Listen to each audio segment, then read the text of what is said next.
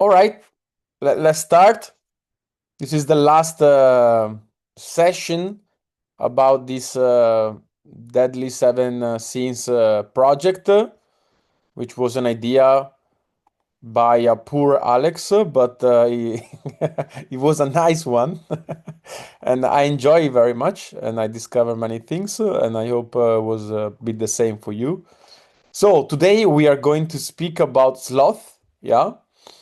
And if we have time, I hope so. After I before the exercise, I would like to conclude this path with let's say general reflection about vice in general, and also maybe some advice how to overcome uh, vice. Yeah, we all have vices, and usually it's very difficult to free ourselves from them. But anyway, let's start from the last vice we have to speak about. So, sloth. As you know, I guess sloth. I mean, let's start from the definition. Yeah, sloth is the tendency to avoid effort.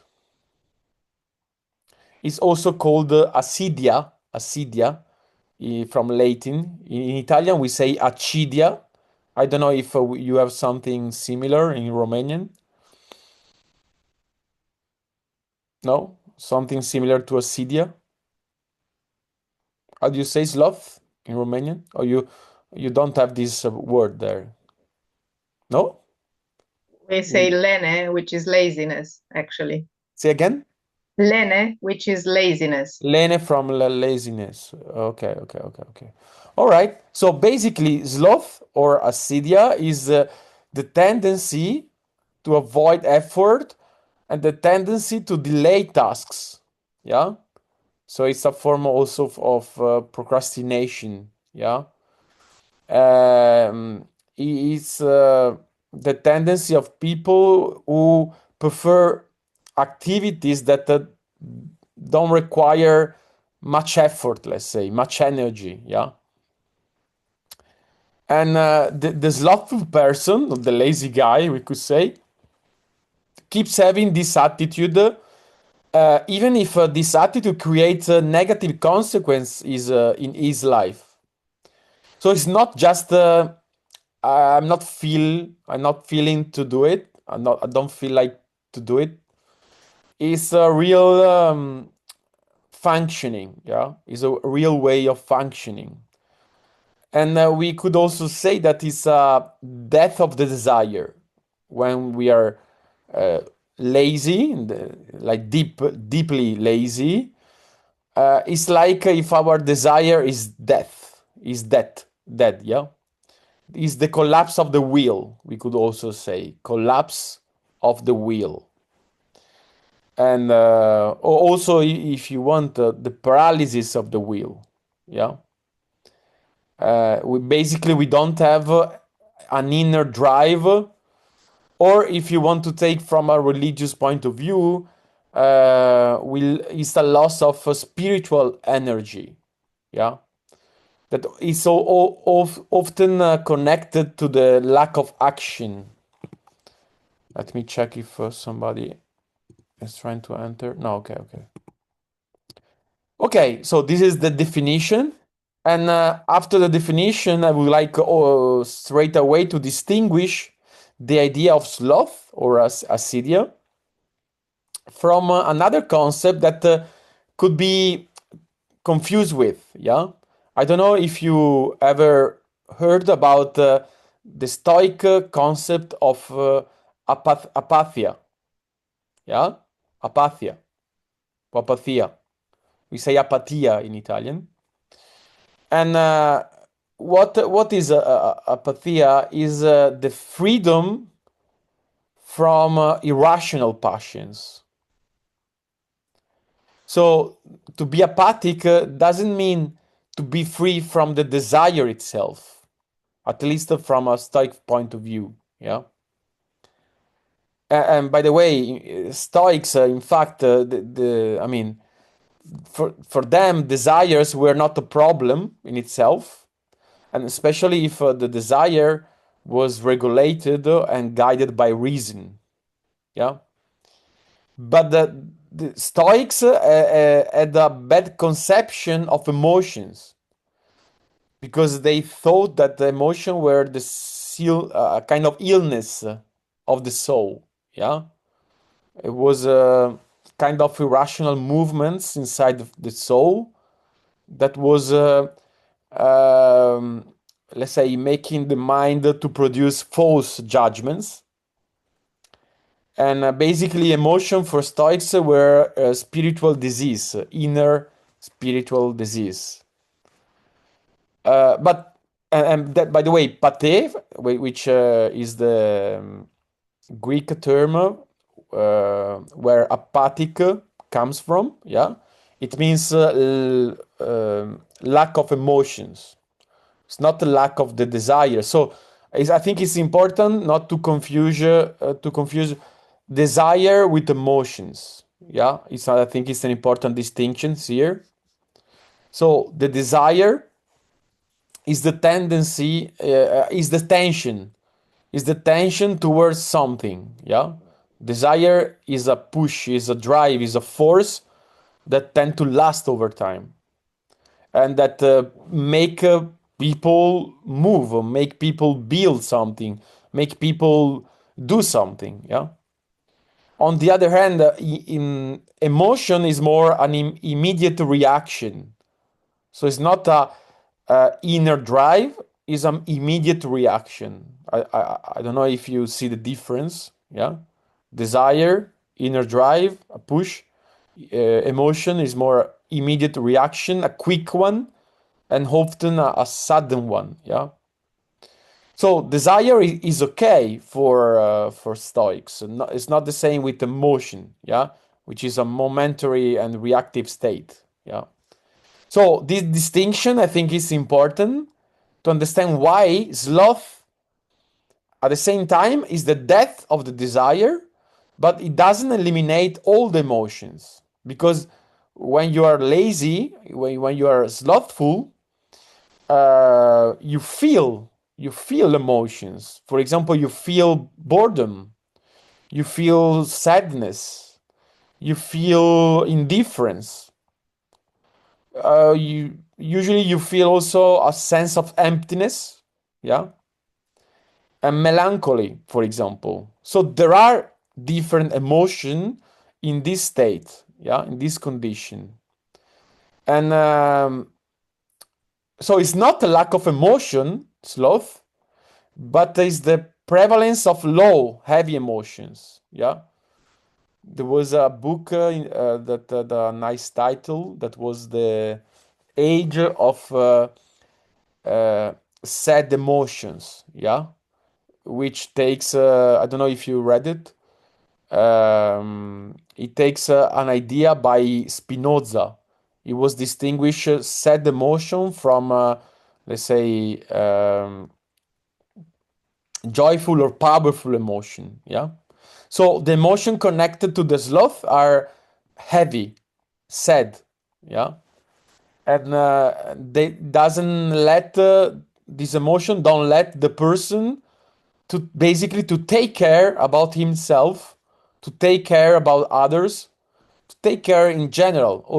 From a religious perspective, this emotion doesn't let the person to take care about God, yeah, to dedicate himself to God, to pray, to work and stuff.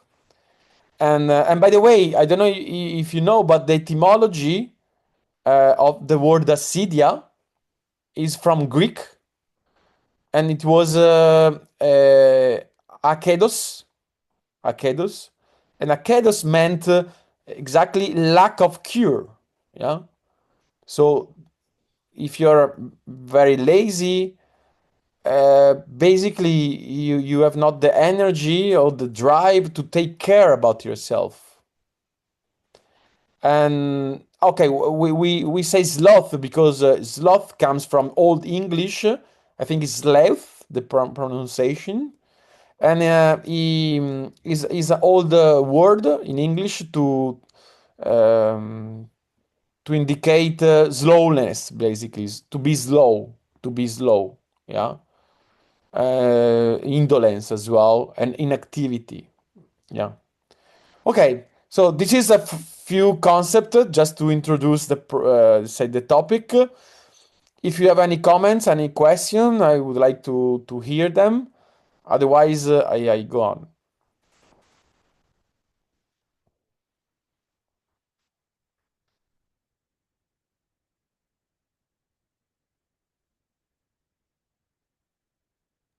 Anka is with her hands up. Oh, I don't see. Anka, yeah, can speak. Yeah, it seems like what you describe, a collapse of the will and the loss of spiritual energy, that is also with melancholy. It seems more like a sickness than a sin. But then, Oh, okay, okay, yes, okay. like it sounds like depression. It's not All like right, yes. Okay, when I was studying a bit, I had the same impression, yeah. But and by the way, the it's true. The sloth can let's say push the person towards a depressive condition. Yeah, but I would distinguish them. Can you distinguish depression from sloth somehow, or Anka, or no?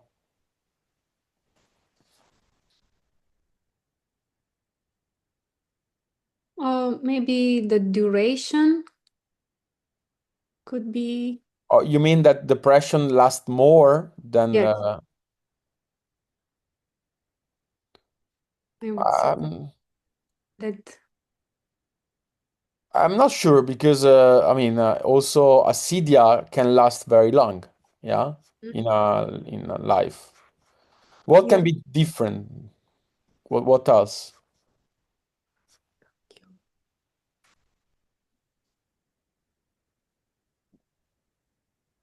Yeah, you also say that from Akedos, which is a lack of cure, which, as I know, depression cannot be just healed by motivation, well, just putting up, like with will.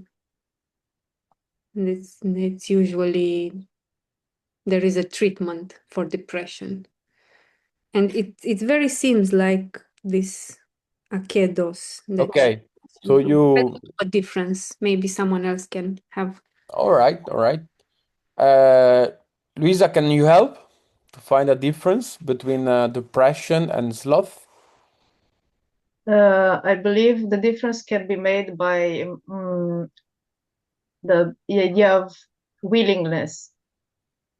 Okay, explain. There is a choice in being a sloth, while in being depressive, normally there is no choice. Depression involves more. It can involve also chemical imbalances in the brain. It can involve trauma. It can involve different aspects that sloth doesn't necessarily involve.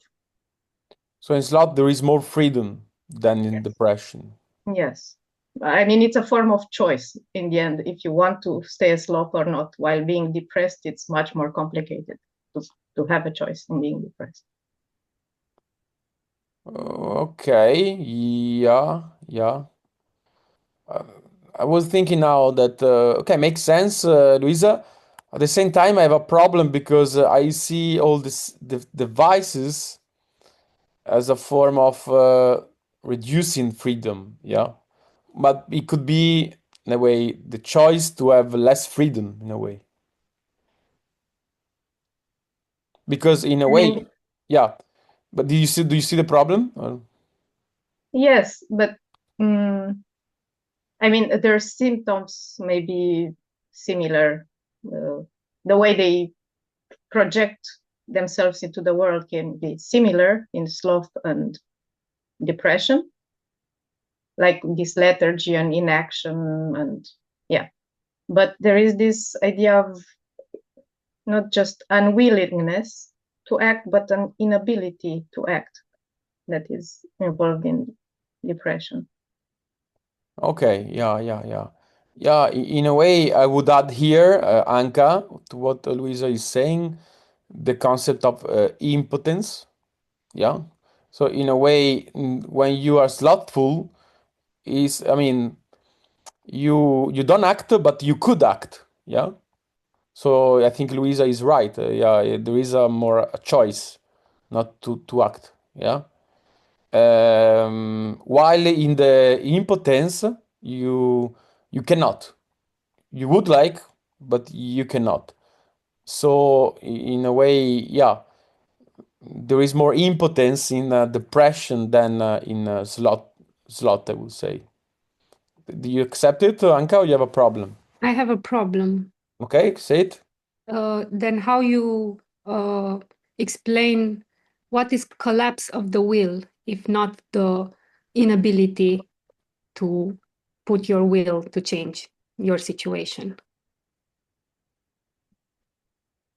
Okay, so wait.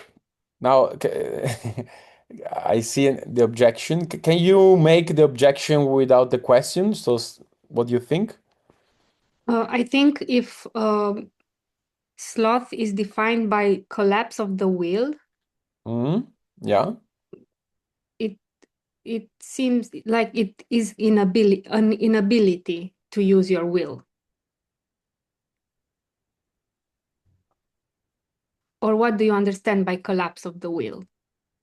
Okay. You say the collapse of the will implies impotence. That's your statement. Yes. Yeah. Luisa, do you agree?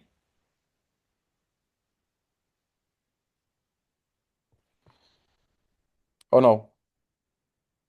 No, no. Okay. Can you say why? There is a cause of this collapse of the will. Okay, but that then doesn't solve the problem. Can you say Yes. maybe you should say which cause? Where it's a sort, let's say in depression, it's a sort of exhaustion, which is physical and mental at the same time,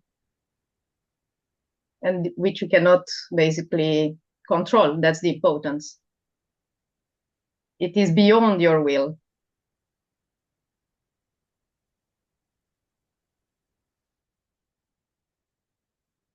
Oh, you're speaking now about depression, right? How about sloth? No, I was speaking about depression, making this difference. Okay, so it's not. I mean, the collapse of the will does not imply in sloth. You mean impotence, right? Yes, So why does a person uh, not use this will? it's a choice. It's a choice Okay, not to use the will. okay, but okay, if it's a choice, implies that you could choose differently next time, yeah. And here we are speaking about vice, yeah. Deadly sins is the idea of vice. So in a way, is um, you keep choosing not to use your will. And why would what would be the cause of it, you think? I don't know. Okay. Bogdan? A cause could be that it's profitable for you. And what is the You, advantage, the profit? you want other to do your job. Okay. So it's a form of manipulation, you mean? Yeah. Okay. Are you projecting something from your work, Bogdan? No, no. I'm Okay. thinking about the joyful, lazy people, which are not depressed, but they just don't like to work. Okay. But that, in that case, I don't know if it's a vice. It's more a strategy to avoid doing something. Yeah. So here we are speaking about vice, a capital vice. Yeah, but if you adopt this strategy as a life strategy, isn't it a vice? Okay, if you cannot doing differently, yes, yeah. If you keep doing like that, and but let me add this, Bogdan. I think it's important. When you're slothful, you can also be active. You can do stuff, yeah. But basically, you don't do what is necessary for yourself. What is necessary in a certain situation, yeah. So, for example, if you avoid to do uh, secondary stuff, it's not sloth anymore. Yeah, it's a strategy to avoid to do something superficial for you. But don't forget that acedia comes from the idea of lack of cure. You are not able basically to take care. Yeah, because there is no drive in yourself because I don't know, there is no sense. You don't see the sense. You don't feel any motivation to do stuff. You could do it, but you don't do it because you lack this energy. Is a kind of soul impotence in a way. Yes. Yeah, like this sounds more like depression. So Yeah, I mean, I agree with Anka. I would say that to distinguish, to go back to that topic, that depression, there is more intensity in the depression.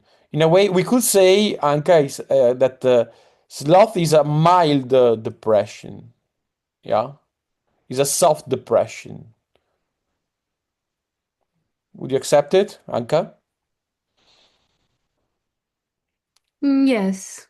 And by the way, they can go together. Yeah, but Mm-hmm. I don't think it's necessary that a slothful person is a real clinical depression person.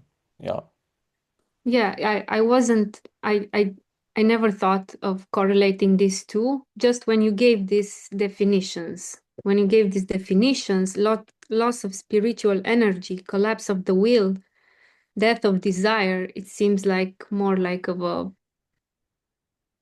Yeah. Let me add something. Then I will let Alex to say something. And since we said that the sloth is a collapse of the will, I think that we could define depression as the collapse of the entire being.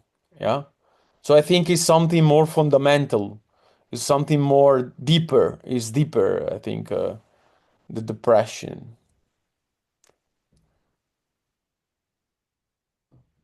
Yeah, Anka could be yeah, no.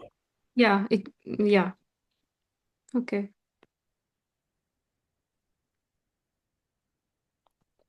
Yeah, because it can start from the collapse of the will, Yeah, exactly. and because you are unable to do things, and then you destroy your relationships. It's in depression is probably Yeah, more extended.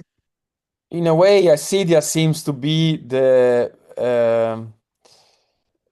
step before the real depression. Yeah, because in a way, yeah, if you stop to do stuff, if you start to lose your desires, at one point, if you are not able to, let's say, to manage the situation, you can find yourself in being depressive. Yeah, into depression.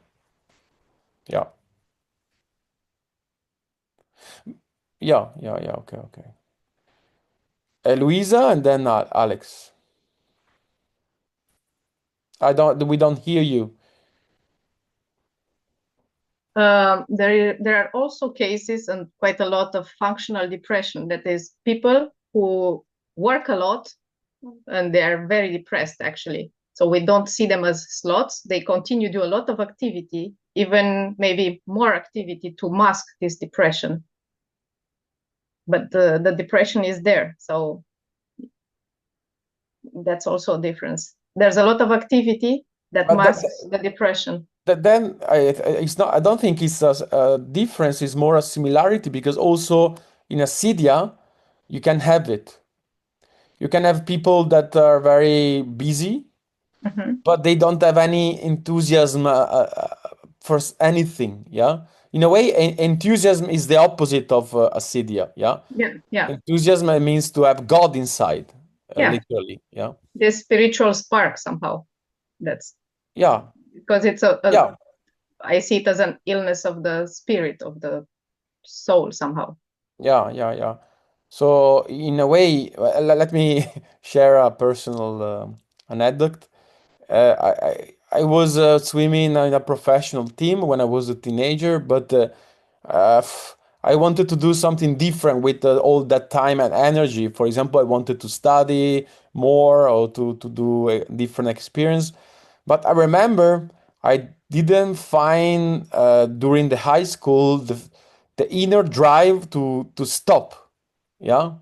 So if you saw me in that period, I was really busy. Like every day I was swimming 3 hours, was going to school, but in a way I was slothful inside because I didn't have the, let's say, the force and the courage to take responsibility for my life, and I was more in that inertia. Yeah, my soul was slothful, even if my body was really busy.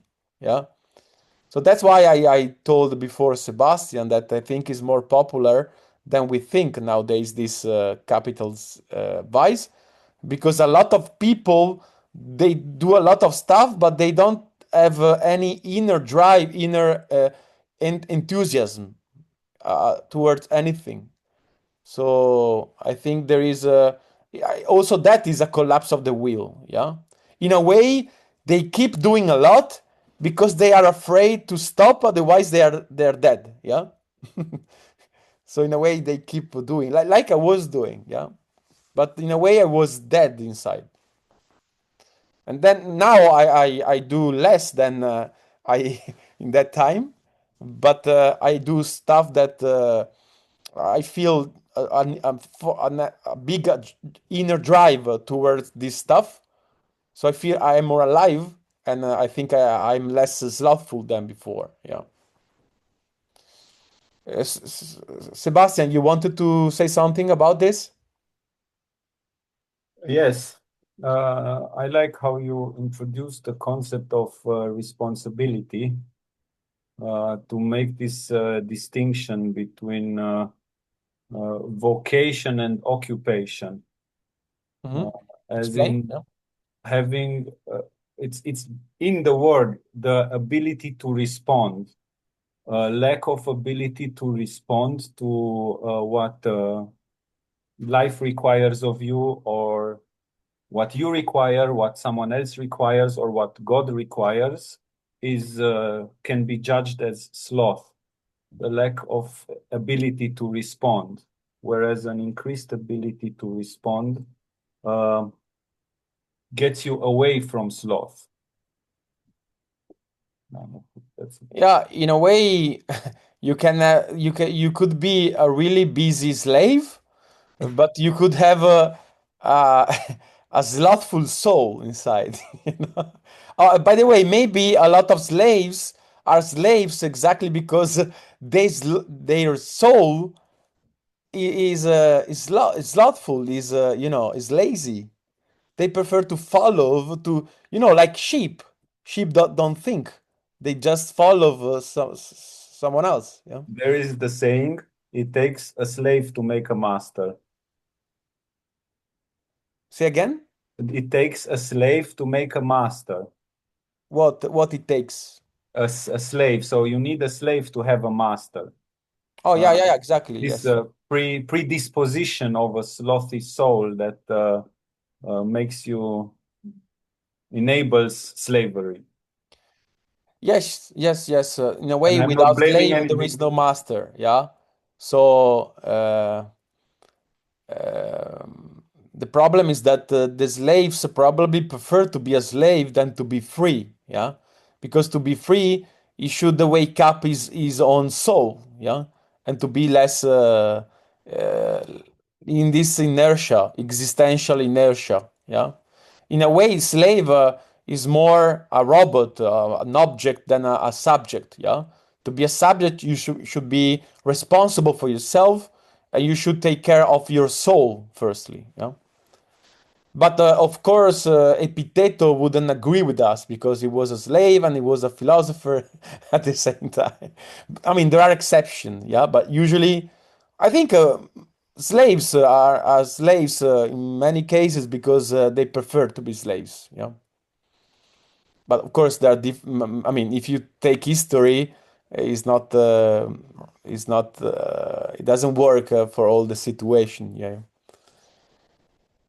Sometimes other people need you to be a slave, and even if you don't have that soul, yeah, that slothful soul, yeah.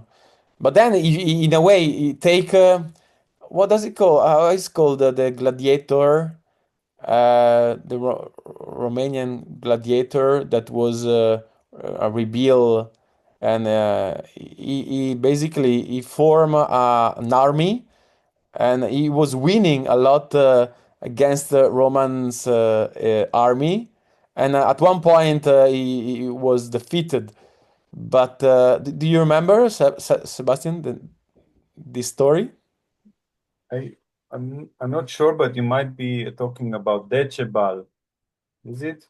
Decibel? No, Spartacus. Spartacus. Spartacus. Spartacus. Yes, Spartacus. You could say, okay, it was a slave, but he had not a slave soul, not a slothful soul. So he preferred to fight to stop to be a slave. Yeah, but at the same time, I think many slaves prefer to remain slaves. If they if they had this different soul, they would at least fight, or at least they would prefer to die instead to keep living as slave. Yeah. You want to add something, Sebastian? You're good. Good. Yeah. Oh, Alex, you wanted to say something before. Yeah. Um, in the meantime, you touched upon the idea that sloth turns into depression. Earlier, at one point, you suggested this, so that's what I wanted to say. In sloth, you still have a choice, and you choose to sit or not do something, whatever reasons, but then it transforms into more of a condition, and it's harder to take decisions when you are depressed. So there's a choice in building yourself toward in this prison of depression by non-action. Because if you would act, you would free yourself and you would not get depressed. But you would have to act in the interest of your soul, Yes. not in the interest of doing things just to be done and avoiding the real work of your soul. Yes. Let me give an example about this. It's another personal one. I don't know if you have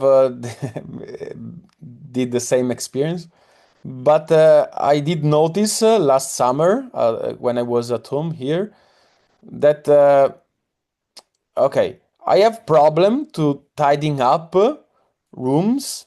Yeah, it's not because I'm lazy. I thought I was lazy, but I discovered that my problem is that I didn't want to make decision because to tidy up the rooms, you have to take a different object and to decide, okay, do I want this object in my life again, or is better to throw it away? So every time to tidy up, you have to make decision. And I wasn't slothful. I was escaping from the responsibility of those decisions. So in a way, um, I think it was more an escape from the freedom, from the decision, from the responsibility.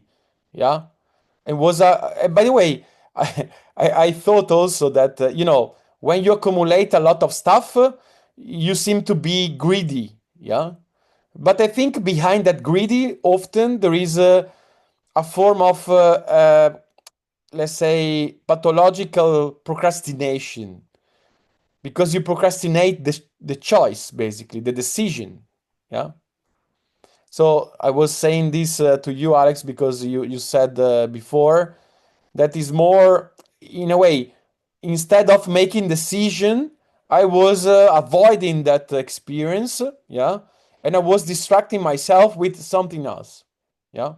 That's that can be a form of yes, laziness, acedia, which is connected also with the fear of making decision, fear of responsibility. Yeah. And of course, when it becomes let's say chronic, and it can turn in a depression. Yeah, because you're not able anymore to make decision. So basically you don't act anymore, you just react to what happened in your life. Don't know if this example makes sense to you as well, Alex. I can make the connection with the idea of decision. You decide, you avoid to decide having responsibility for something that you do not want in your life. No? So for Yes. example, a broom, you would pick up a broom to clean. You do not want that identity on you. You do not want to decide, this will be me, the one who takes a broom. So you avoid becoming that. Okay. Yes. Or I mean, that could be a cause.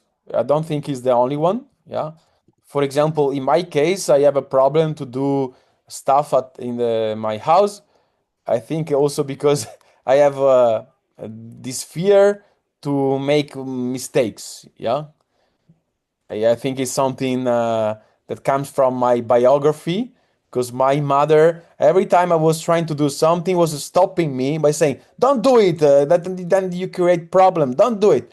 And plus, my mother, since she didn't have a job, she felt like the princess of the house. The house was her kingdom, basically. So she didn't like to let other people doing stuff at home. So for me, it's also when I have to do stuff in my house, I have to break that resistance that I have in myself.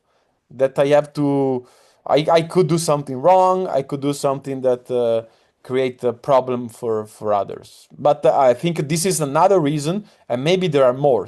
Yeah. Yeah. I'm still stuck on how I interpret it as refusing an identity that you do not want. Okay. Not acting in let's say you're lazy and you choose not to act. This is equivalent with refusing an identity of that you do not want. But you do not know what your identity is and what you love, so you just never act on anything. Okay, it could be. I would connect more the refuse of identity with envy, because when you envy, instead of focus on yourself to do something, you try to destroy other people, what you see in other people. So in a way, you refuse to build your identity, to have an identity, yeah, and you focus more in destroying others, basically, yeah. But of course, there can be also in this scene a bit of this refusal of identity.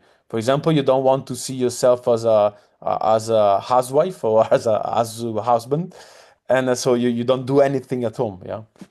Yeah, but the real work would be to build on your identity, your authentic identity, and that's where the laziness is.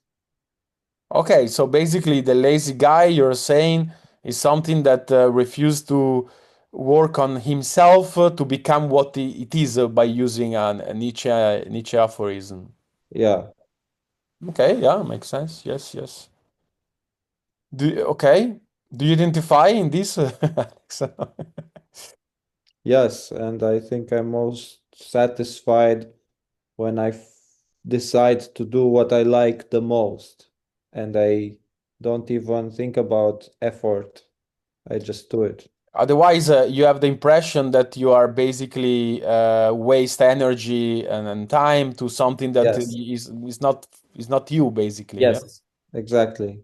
Okay. Basically. Okay. Now, interesting, Alex. Basically, how now you're connecting the idea of sloth with the idea of alienation. Yeah. So in a way, when you're sloth, you tend to uh, alienate yourself from yourself. Yes, because you do not find yourself. You don't do the work to find yourself. Yeah, and you do something is not very important, so in a way you keep losing yourself in stupid stuff, And this explains also the active sloth.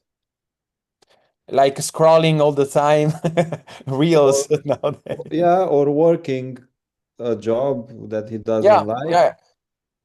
That's why sloth is tricky concept because often we, like I said before to Sebastian, we don't think that some people could be slothful because they are very active.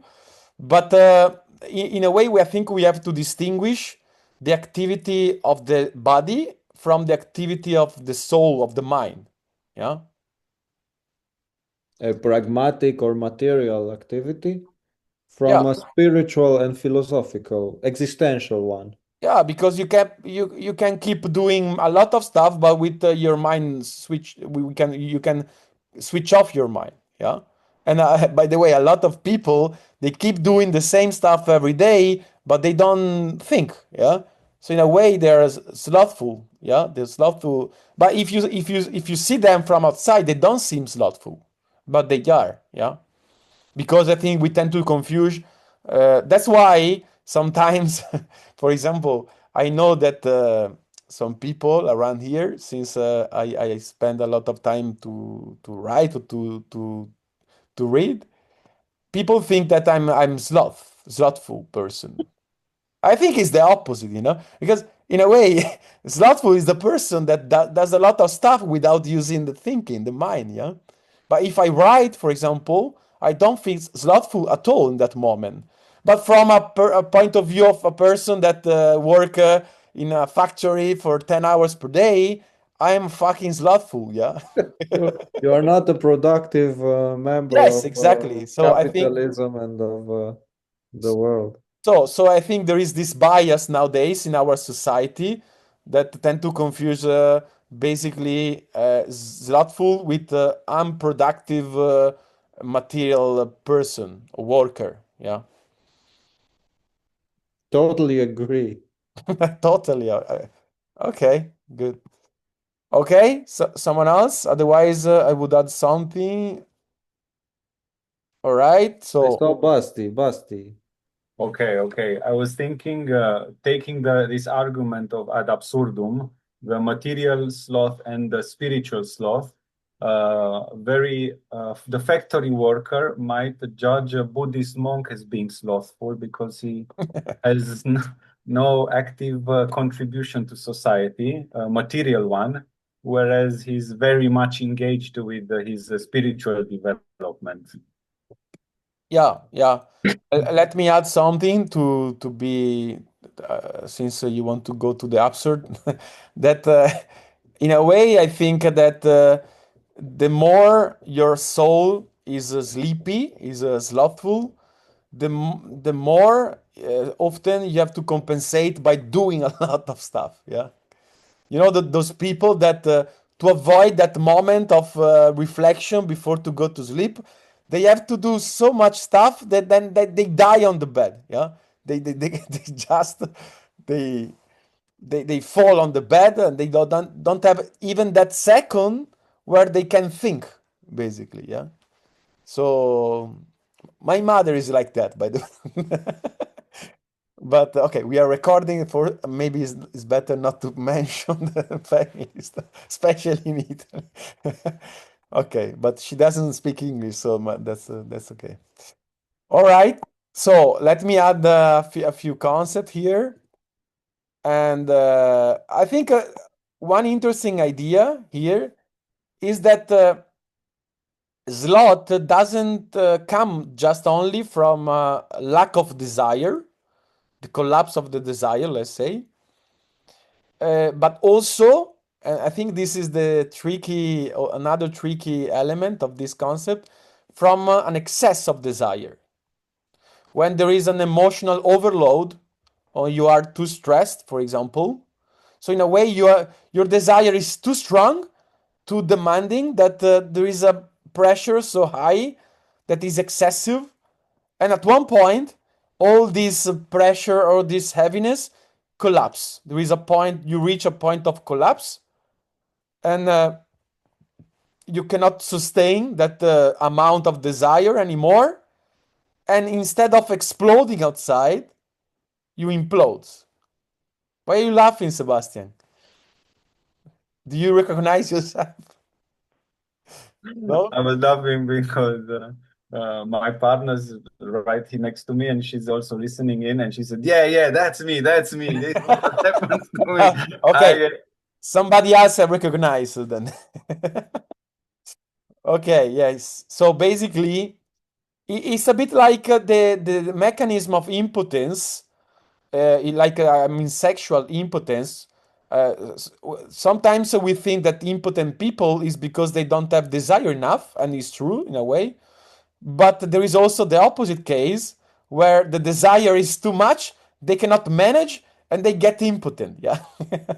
So in a way, the overload of desire can bring a person in this condition of a sloth or acedia. Yeah.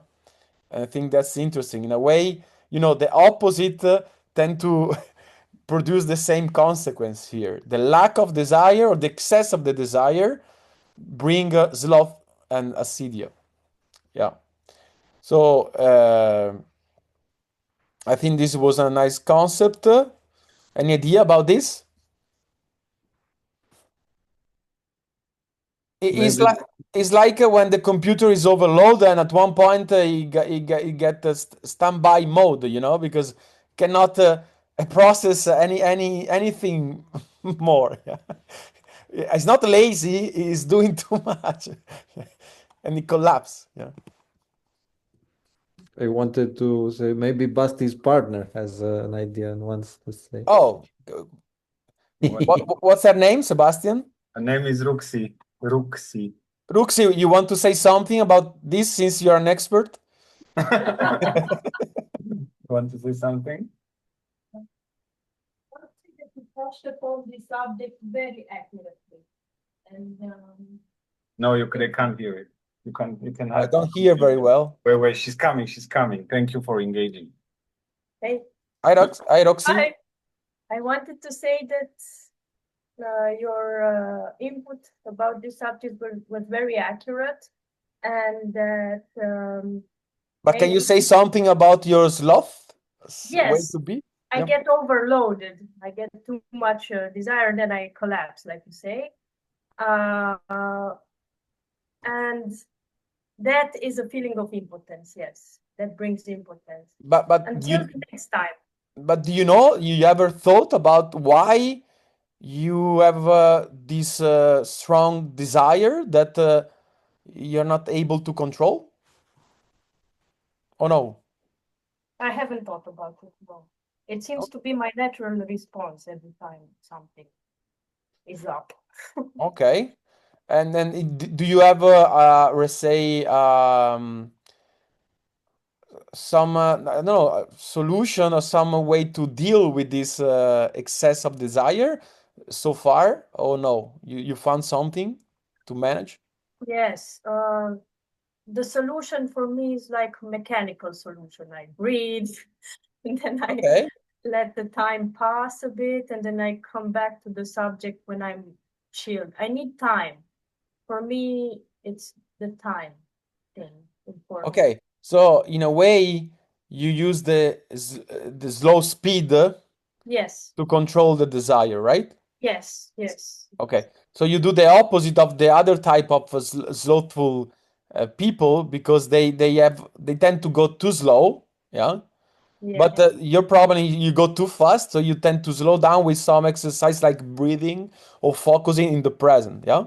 Yes. Okay, that's nice. It works, I guess, a bit, no? Yes, it works. It tempers it, of course. Okay. Plus, you have Sebastian. You can learn how to be slow from him. Yes, know, you're right, Wolf. you Thank know, God. Roxy, usually in the couple, there is a compensation principle, yeah? If Yeah. one person goes too fast, it means that the other tend to to slow down, yeah? Oh, yeah, that's true. So maybe Yeah, that's why you stay together also for other reasons, but also because you compensate each other the speed, yeah? that's true. Yeah. Yeah. And Yeah. Sebastian, so you need to be woke up from your partner, right? To be pushed a bit.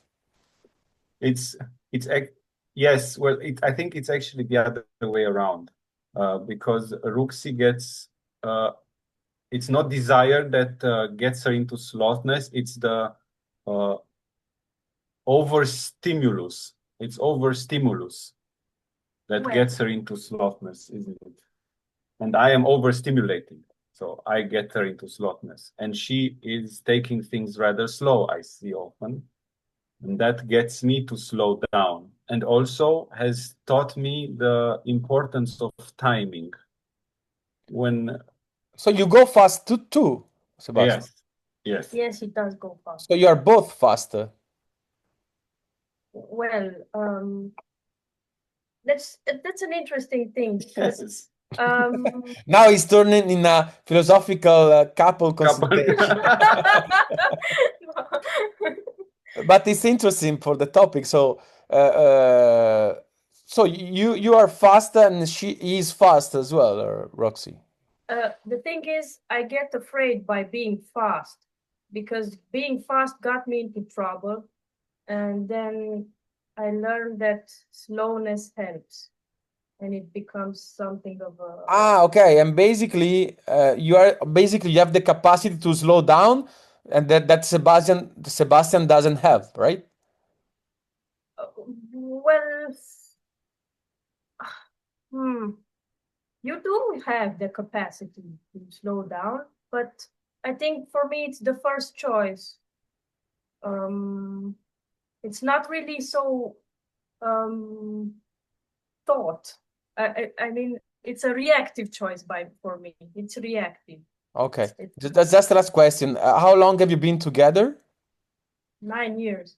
9 years. Okay. I think you should know each other better than you do.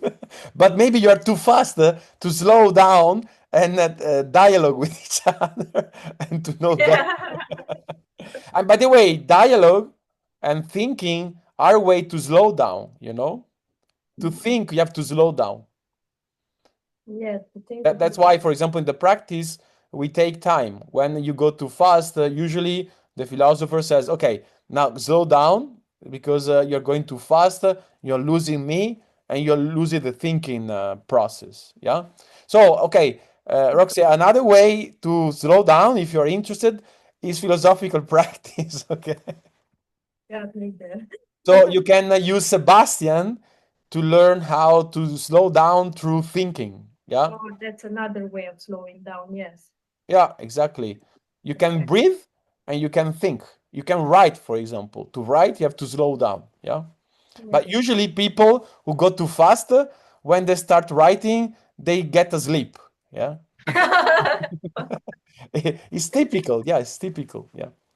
And sleeping is, in a way, is an escape from thinking, from slowing down to be, there in the present with yourself. Yeah. Yeah. All right. Thank you, Roxy, to Thank you. open up. Thank you. Thank you for Thank giving you. me the room. Bye. Um, anyone else?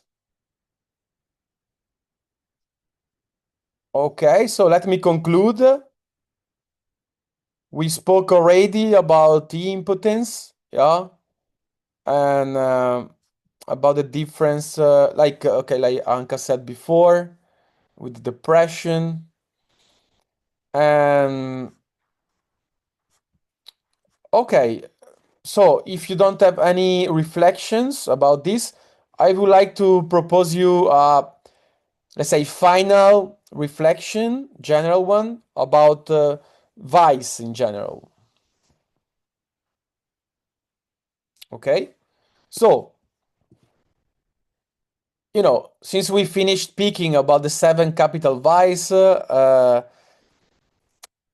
let's focus on the definition of vice and of the mechanism of vice. Yeah. So vice is the disposition of the soul that leads a person to act against his own good. Yeah. So basically, your soul is not able to do something good for herself, for yourself. And you start by doing something, and then you repeat it, and then you find yourself doing every day something bad for you. That's a bit the idea of vice. Yeah, it's a bad tendency. It's a bad habit. Yeah, it's a bad habit of the will. And many philosophers saw vice as an inner disorder. There is something that is not in order inside yourself. And by the way, the best way to put order in oneself, at least according to Socrates, is thinking. Yeah, because thinking it implies to bring order inside the chaos, inside the disorder. Yeah, so in a way, thinking is the cure to overcome vice. Yeah, and the last 3 concepts I would like to propose to you before to open with the exercise to everyone is that yes, all the 7 deadly sins or capital vices can be interpreted as different ways to avoid freedom or to avoid the human condition or to avoid the existential finitude. Yeah, so vices as a form of escape from human condition, basically. Yeah, take for example pride, the first one we spoke about. Pride can be seen as an escape from vulnerability. Yeah, basically you build a very powerful self to avoid facing your own weakness, your own fragility, limits. Yeah, or greed, for example. When you're greed, you want to a lot, you want more. It can be seen as a way to escape from the risk to be without something. Yeah, or the risk to exist. Yeah, you want to accumulate stuff, you want to feel safe. Yeah, so you escape from in a way the uncertainty of life. Greed can be interpreted as an escape from uncertainty. Yeah, and last, if you think last, is an escape from intimacy, from real love. Yeah, so you're afraid to real connect with others, with the soul of others, and you're afraid of love. So you uh, you have this compulsive possession of the body, basically, of the other. Yeah. Envy can be seen, as I told before to Alex, as an escape from identity. Yeah. Instead of build your own identity, you try to destroy other people once. Yeah. So it can be seen as an avoid of taking responsibility to be something, to become something. And then gluttony can be seen as an escape from lack.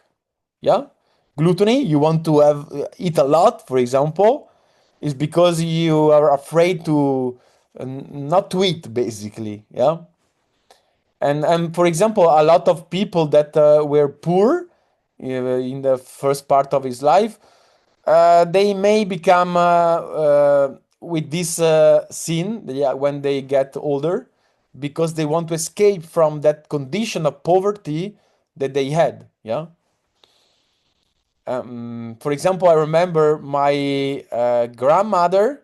She she passed the 2 world war in her life. Yeah, so she knew very well what was not having food. Yeah, so I remember when she was 94, 95, something like that, she was walking around in the house and she was having always some bread in her task. Yeah, she had always to have some bread with herself, some food. She was afraid to be without any food. Yeah. And then, for example, wrath can be seen as an escape from introspection. Yeah, instead of confront yourself with your vulnerability, your fear, you escape. You have this big rage inside yourself as an escape.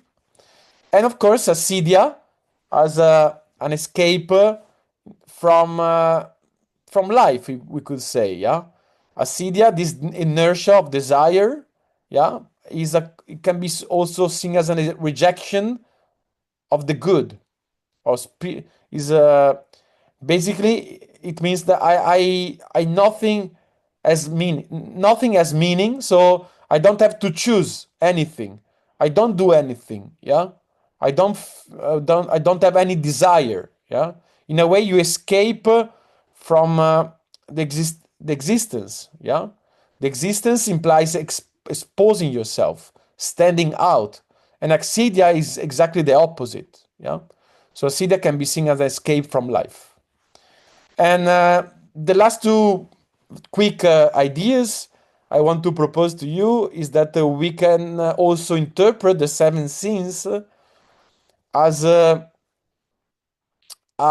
attachment to oneself ego. When you attach to yourself, you're not able to transcend your ego, to wash yourself from yourself, to use a Oriental expression. You tend to have at least one of these sins. Yeah, that's why, in a way, God. We could say that God represent transcendence. Yeah, God represent transcending oneself. So I see also a strong connection between the religion dimension and the existential one. Because if you're able to transcend your ego, in a way you don't have this vice, and you could see this transcendence capacity as a form of to get near to God. Yeah. And the last idea I want to propose to you to finish all the let's say the different general idea about sins is that all these sins can be seen as a way of avoiding thinking. Yeah, because thinking implies questioning oneself, implies to identify illusions of the ego, for example, implies to know yourself. When you think, you in a way you have to confront with yourself, you have to see yourself. And when you see yourself, it implies a transformation of the self usually. And this is the freedom of the human being. So by escaping freedom, uh, you escape thinking at the same time. So every time we have a vice, we could say that we are not thinking, or we are escaping from thinking. And I think this is a nice conclusion, since we are speaking about philosophy and science together in this project. So now I would like to give you the chance to say something about this last part of reflections, and then I will propose to you an exercise connected to the argumentation skills, which was the competency we were supposed to focus today. So, any ideas that inspired you?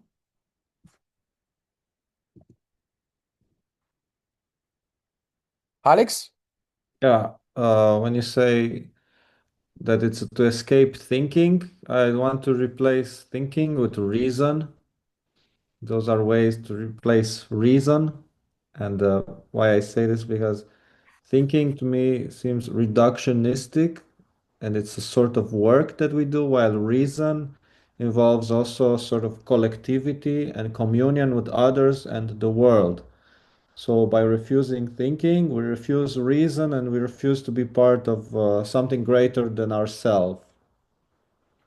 Yeah, okay. I think the two ideas that don't exclude each other. You They agree? don't exclude each other. I Yeah. just prefer using avoiding reason, not avoiding reason, thinking.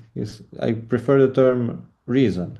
Okay, I mean everyone can have a preference, but I prefer to speak about thinking because I think is more, let's say, connected with the practice. Yeah, let me give you an example. When I consult professors, especially philosophy professor, I see that the problem they have in thinking is pride. Yeah, they're too attached about their image of themselves and they cannot think. Yeah. So in a way, they are escaping from thinking toward through being proud. Yeah. So I agree with you. You can say that is escape from reason. Yeah. But in our work, I think is more relevant to speak about thinking itself because what want to do in a consultation is to make the other person think. Yeah. But of course, we see a lot of resistance of the other person that I think that can be connected with some different vices we spoke about in these 7 sessions. You okay with that, Alex? But I think reason works as well, by the way. Yes, it's a way to escape from reason. Yeah. I would uh, I would think if you challenge them by asking them, do you have trouble thinking? Or you would ask them, do you have trouble with reason? Which would be worse for those philosophy professors? I would I don't know. I would say that both of them would be offensive for a professor because they're really proud. Uh-huh. So thinking, reason for them, I don't see that. I mean, we can make a difference. For them, is a bit offensive. Both. Mm-hmm. Do you see another vice that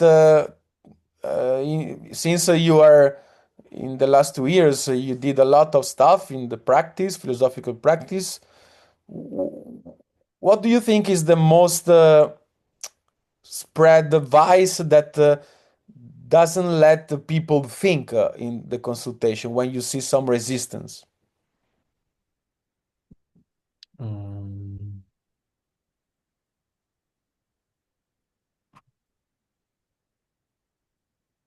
out of these seven, Yeah. out of these seven, oh, I don't know. I think right now I would say sloth because um, doing philosophy and philosophical work, I learn how much effort it implies just to exist and to be able to enjoy existence. So I I tend to accuse people of being lazy, of not of refusing thinking, and maybe it's because of fear or disappointment or impotence or. But I do say that there's lots of laziness in thinking. Yeah, I agree. I see also a lot of greedy as a problem in thinking. Yeah, when people want too much, they don't they're not able to accept the limits of thinking. So by being greedy, they destroy thinking, for example. And greedy, I think, is one of the most popular problem. And for example, the fear of losing some ideas can be a reason why people don't even start to think. Yeah, Or when agreed. they want to follow too many directions at the same time, they stop thinking. They Uh, create chaos. and also greed can have a lot to do with non-thinking, with just feeling or just enjoying or pleasure. So completely avoiding the effort of the austerity of thinking, where you have to lose things, and just greedily wanting to enjoy life or sensations. Yeah, yeah. Which is connected with the the fear of making decision, by the way, yeah, because in decision you select, and by selecting you renounce to something, yeah. Yeah, So that's why I said the austerity of thinking. austerity, yeah, yeah, yeah. Yes. So okay. So do you agree that there is connection between these vices, and the problem we see in people in thinking, ourselves in thinking as well? Yeah, yeah. Well, yeah. And And that's the book we want to write with Matthias, by the way, the uh, connect to make clear these connections between well, vices and thinking. to me, it's funny that we haven't yet put them together because in workshops, all the time we say greed, lazy, or Yes. Yeah. angry, or pride. All the time we call people out on these things. Yes. And by the way, I mean, I didn't put them together since you proposed me this project. So is being an occasion to see the scenes and the connection with thinking at the same time. Yeah. Yeah. Oh, every time we bring them up, people react offended or surprised that the philosopher will accuse them of greed. Oh yeah, and by the way, I think I can say that. Antonia last summer told me that the first time I got there, and I told her that she was greedy, and she was like, that greedy that you told me remains in myself for months. I couldn't, I couldn't, I couldn't free myself from that judgment you gave me. Yeah. So yes, I think you're right. People they tend to get offended or maybe even give too much importance to judgment because they tend to absolutize the judgment. Yeah. If you are in an absolutized mindset, you tend to overload the judgment. Yeah. And that's I think the problem in people. They tend to absolutize judgment instead of see as a judgment as a tool to see something yourself. But then, if you see, you have also the opportunity to modify a bit. Yeah. But they prefer not to see because they think that judgment is forever, is a final judgment with themselves. Yeah. Well, especially with greedy people, that makes sense that they want to absolutize it because they want more. So yes, in a way, the problem is not the greedy. Yeah, the greedy itself is that they transform greedy is not an absolute. Yeah, because in a way we are all greedy. Yeah, but it's important to recognize that you're greedy, so you can reduce at least a bit the greedy. Yeah. For example, when I see that I have too many ideas, I say to myself, okay, Andrea, focus on one, otherwise you lose all the ideas. So select one and follow that. So I recognize my greedy and I manage to be a bit less greedy in order to keep thinking. Otherwise, I would stop thinking if I want to follow too many ideas at the same time. So I think, yes, it's interesting. But now, before we do the exercise, do you have any, let's say, advice to share in order to overcome these vices? Do philosophical practice. Okay, that's a marketing time. Yeah. Okay, philosophical practice. Can you say why? Well, precisely because it shines light on what you don't know you have a problem with. So it looks for dead Okay, angles. okay. So in a way, it's awareness, right? Yes, raising So awareness. philosophical practice create awareness. And why awareness do you think is important to overcome vices?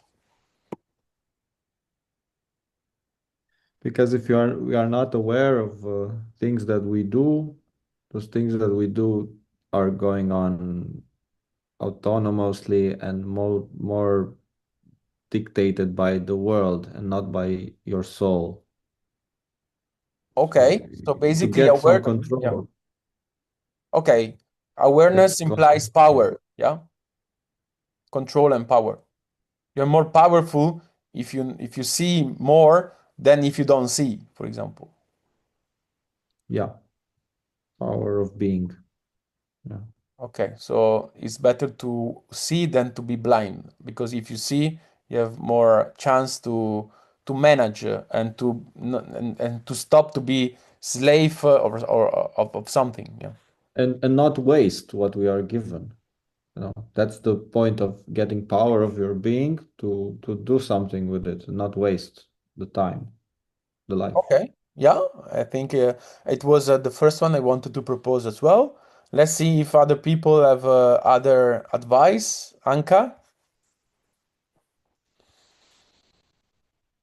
I liked the idea that these vices are an escape for accepting human condition, which is the existential finitude.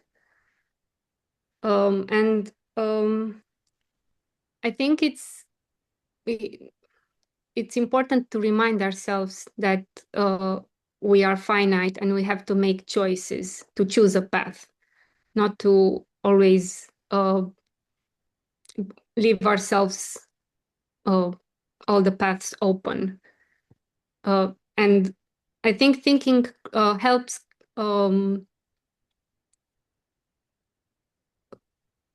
connect with reality in the sense that there is a fracture in the self between what we can do in the moment and what we imagine ourselves that we can do.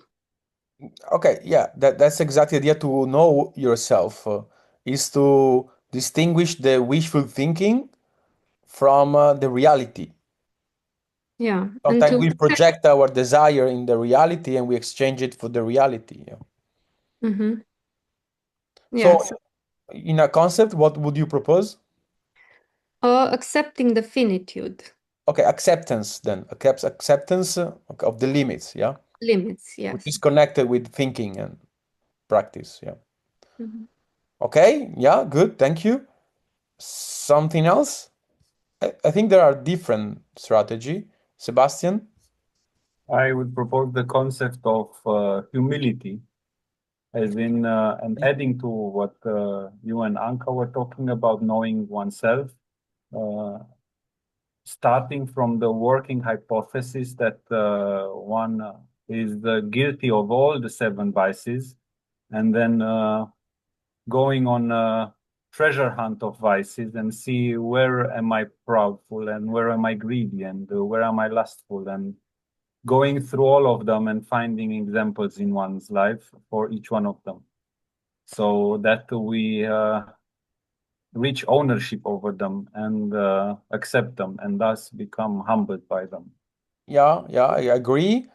But let me add something here because I think it's interesting because I don't know if you read the L'Etica Nicomachea by Aristotle, the Ethics. He speaks about humility, and from his point of view, is not a virtue, is a vice. Because I mean, from a Christian point of view, you're right, Sebastian. Yeah, but from Aristotle point of view, it's better to have the right opinion about yourself because to be, I mean, you know, is it comes from humiliation. Yeah, and humiliation means that you don't recognize the value that you have, but in a way you put yourself down. So the pride person put himself up, and when you humiliate yourself, you do the opposite. But both cases are vice for Aristotle.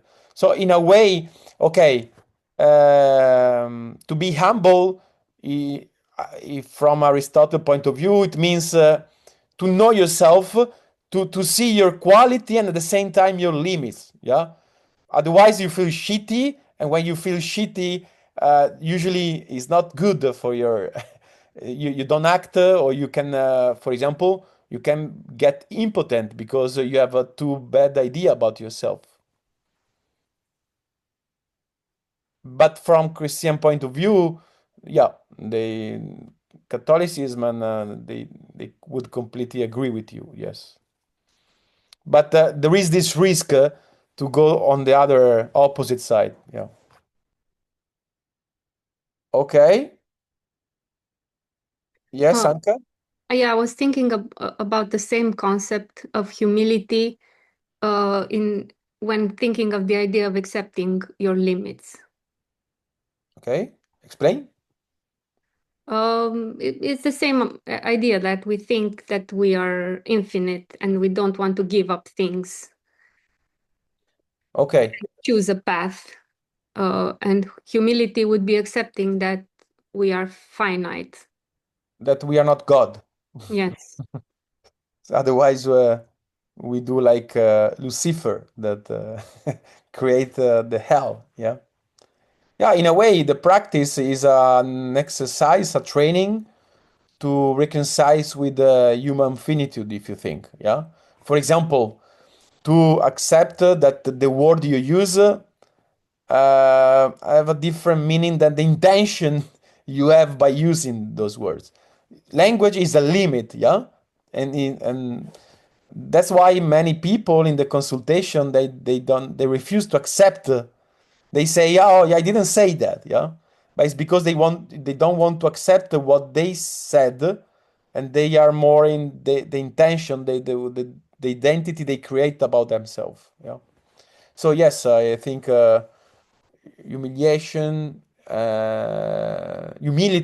humility and accepting the limits, they can go together. Yeah. Something else. So let if you don't have any more advice, let me give you the last thing, two, maybe three. Another advice I think could be, instead of focusing in removing a vice, it's better to focus in building something good, the opposite virtue. Yeah. So in a way, I think the concrete example would be replace. For example, I don't know, you smoke. You could replace the smoke with another habit. I don't know. I know it's difficult, but I don't know. It could be drinking a tea or write something. Yeah. So I think it's easier in that way to quit with some dependency of vice. Yeah.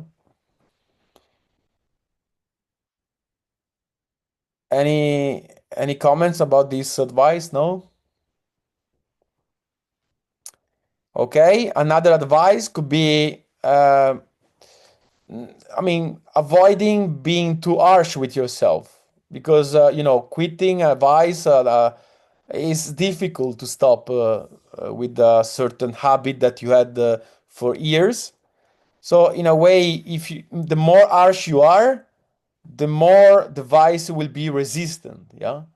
So in a way, to have patience with yourself and to have a bit of love about to yourself. Yeah. And by the way, all the vice could be seen also as a lack of love to yourself, if you think. Yeah, because you are creating bad to yourself. Yeah. So this is the less concrete, I would say. And specifically about aphidia, that I think is very popular nowadays, I would share with you the same advice I gave the people who followed the writing course. Yeah. And Luisa is here. Yeah. For example, I think a good advice to be not in that inertia, to be more productive in the thinking level, is to have deadlines to respect. Yeah. If you put yourself, okay, I would say, I have to write this text within next Saturday. Yeah. Or you meet or you find a writing partner. Yeah. Like I did with Matthias. I don't know if Luisa is keeping writing with Gabriella. No, I don't know. But to have another person involved in what you are supposed to do, could be a nice way to oblige yourself to do something that you wouldn't do by yourself. In a way, you add a moral obligation, because I know if I don't write my piece, that Matthias cannot go on with the project. Yeah, so I feel the responsibility towards another person. Yeah, then this, I think, there could be strategy that you can use in order to at least reduce a vice. Yeah, to involve another person, to engage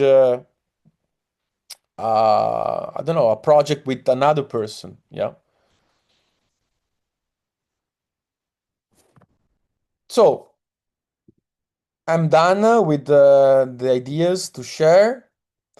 And now I would like to ask you as an exercise, and of course, we're gonna start here, but I hope you keep thinking by yourself at home after the session, um, about this question. So the question I would like to ask yourself is, in what areas of my life do I tend to be lazy?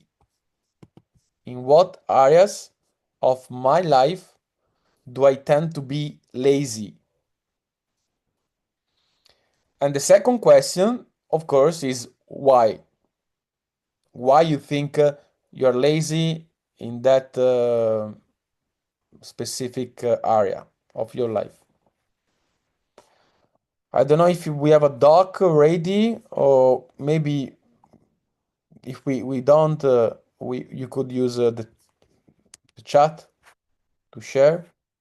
So I would leave at least one or a couple of minutes to answer these two questions, and then I would like to hear the different answers. Oh, I have to leave. Thank you for these workshops. Okay, thank you, Anka. See you Have a next time. good evening. Bye.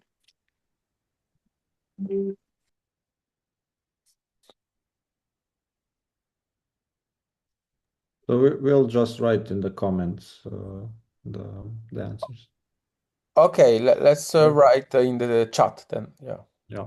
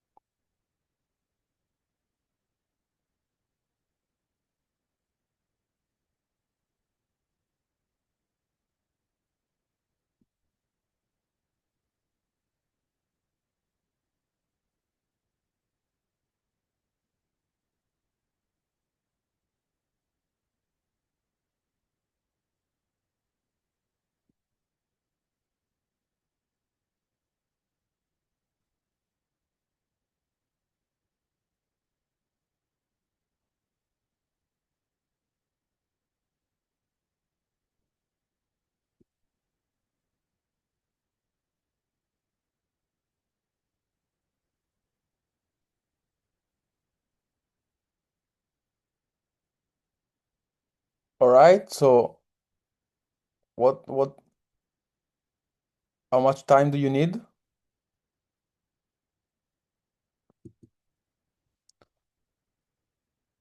So who didn't finish yet?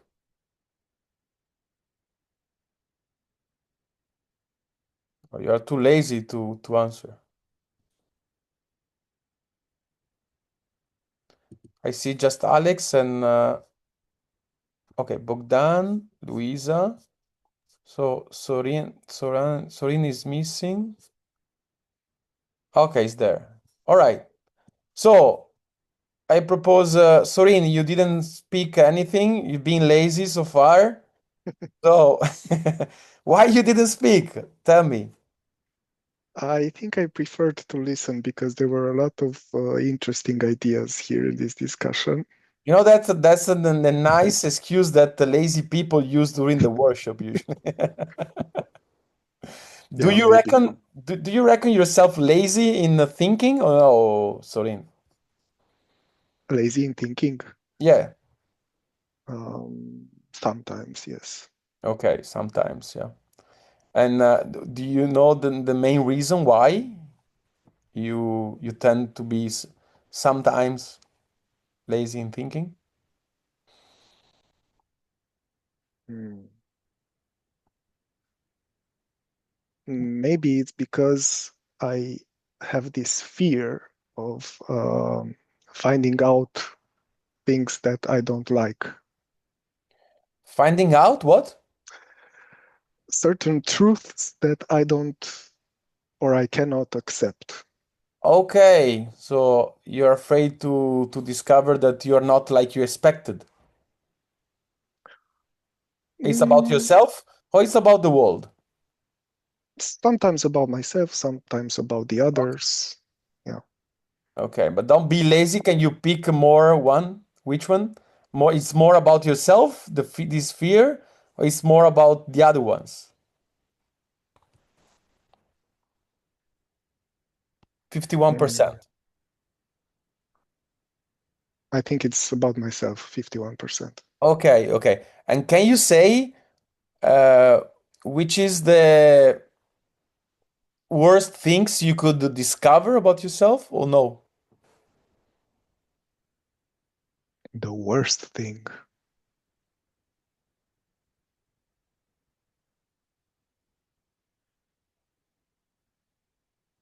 Hmm.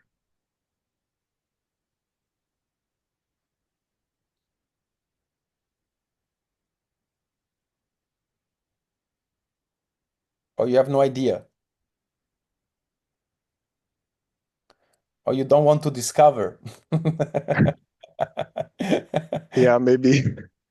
um, Oh, they're maybe, typical stuff, by the way, but try.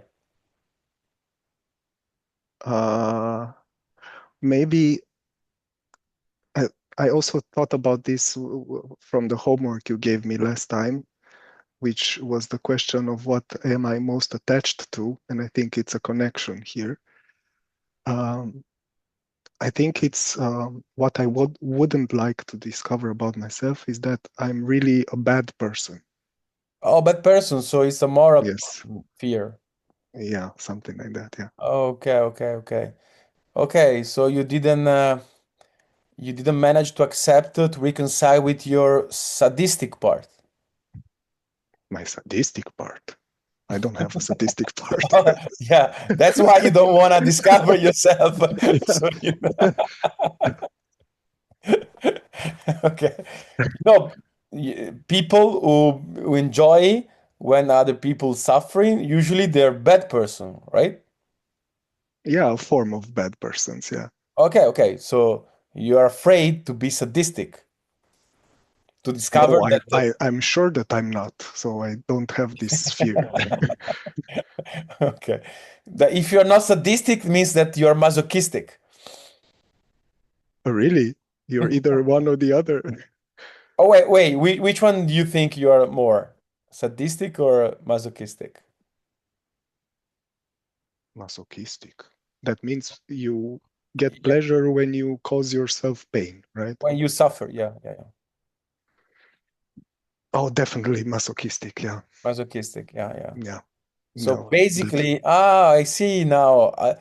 Since you don't want to accept from because of moral, uh, let's say, rules, uh, your uh, your sadistic part, you prefer to repress it and to transform it in masochism. Yeah. So you prefer to cause pain yourself instead of causing pain in others, right? I never thought of it this way, but yeah, it's a possibility. Okay. But why don't you reckon a bad person if you cause pain to yourself then? Good question. Maybe because I think that I have this belief that if I go through painful stuff, I grow. Ah, okay. Suffering is an instrument to become a better person. Yes, yes. Ah, okay, okay, okay. Take it from me, it doesn't work. I do it. I did it. It doesn't work. It's You didn't no. do it enough. And then, oh God, you're lost. Okay, okay. I would invite you as a last homework, Sorin, to distinguish the pain that make you growing from the pain that mm, make you a worst person. Yeah. Healthy and unhealthy pain. Yeah, yeah, yeah. Nice. Healthy and unhealthy. Yeah. If it's Mm. unhealthy pain you cause to yourself, you are not a good person. So What? If it's healthy, if it's not healthy, the pain if it's you not cause to healthy. yourself, Okay. it means that you are not getting a better person than before. Yeah. Yeah. Okay. Okay. Nice. So, and this is what was the question at the beginning? Is laziness. I don't see the connection with laziness here. But we didn't. I don't think we started from laziness. I Yes, think you but asked you me said that something else. was the connection between the attachment and Laziness in thinking. It was the question. yeah, remember? Yeah. And you asked me what is my fear of.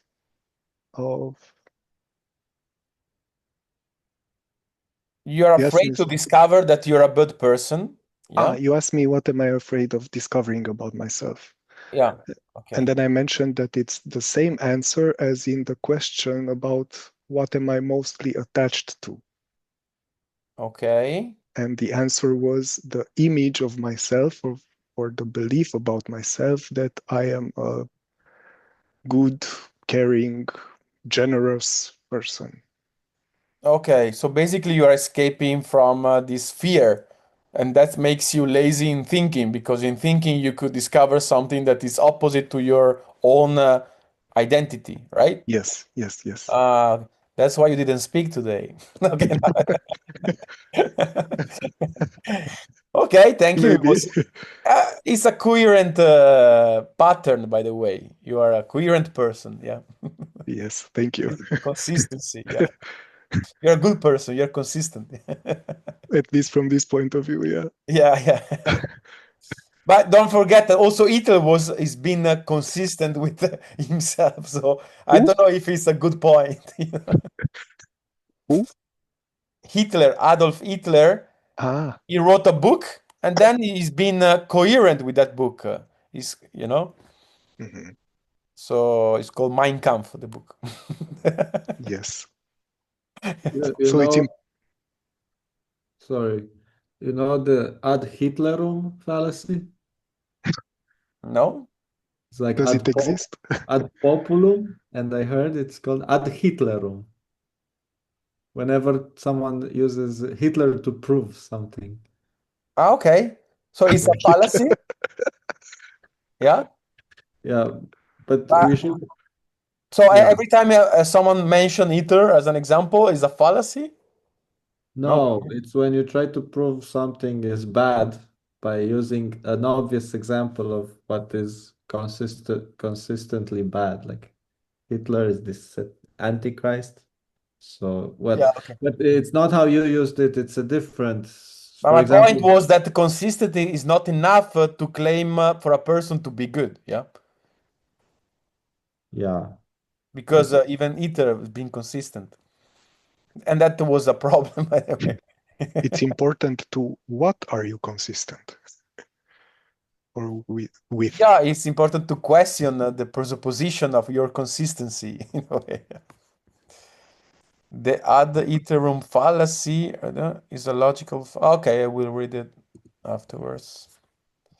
All right, thank you, Sorina. But Thank you don't too. forget the last homework. Distinguish the healthy pain from the unhealthy one. Okay, I will write it down. Good. Okay, someone else. Bogdan, you didn't speak so much. You're being a bit lazy. Not as Yeah, much I as agree. Sorina, but a bit anyway. I'm the first one. Sorin is the king Number one. king of Arcadia. Yeah. Yeah. So Bogdan, which Yeah. area are you most So, when doing things for the house and for me, like buying things and taking care of things, washing. did your mother didn't let you doing stuff when you were a child? She criticized me. Okay. I was not doing it right. I guess we have the same problem, Bogdan. Me Okay. too. Yeah, Okay. but you got over it. It seems Okay. that you got over it. Okay, yeah, now I do stuff, but yeah, I mean, that's the idea that we can overcome vices, you know, we can overcome Yeah. some, but and do you know the reason why your mother aside, why you have this sloth? What is what stops you to do stuff in your house? So for me, it became complicated to take these kind of decisions. It becomes more and more complicated. Decision of what to how I mean what to do with the object of your house or what? Yeah, how to organize myself, how to organize my stuff. Okay, but It, so for you it's difficult to decide to organize the yeah, space the around you. complexity becomes more and bigger and bigger. Is complexity or is chaos? Hey, cool. Um, Because you know when you don't decide, the complexity becomes chaos. yeah, so if I don't decide that I add to the complexity each time I don't decide. So So you live in a it's chaotic place? yeah, kind of, yeah. I mean, at work it's not chaotic. Pretty no, in the environment it's pretty non-chaotic, but So where the I chaos is I this? produce chaos Your even at chaos is work. inside yourself. Yes. Okay, okay, And and okay, all right. So what can you do in order to overcome, you think, this your tendency to be in this inertia with the relationship with your space?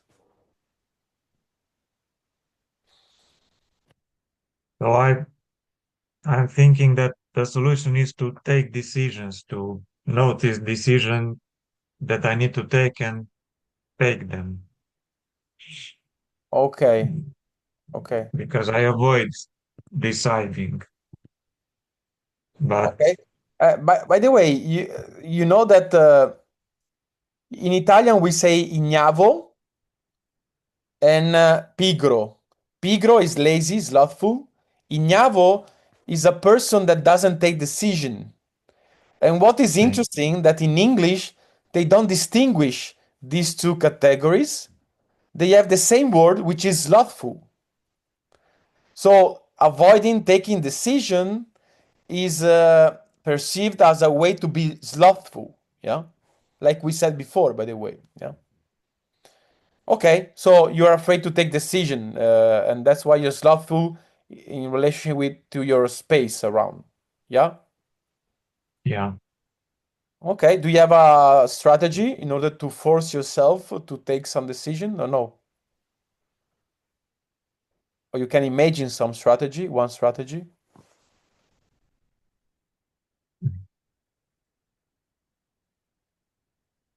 So discipline to take one decision a day. I don't know, to introduce something progressively.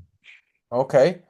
Let me suggest to you, uh, don't don't care about the consequence of your decision. Just make decisions.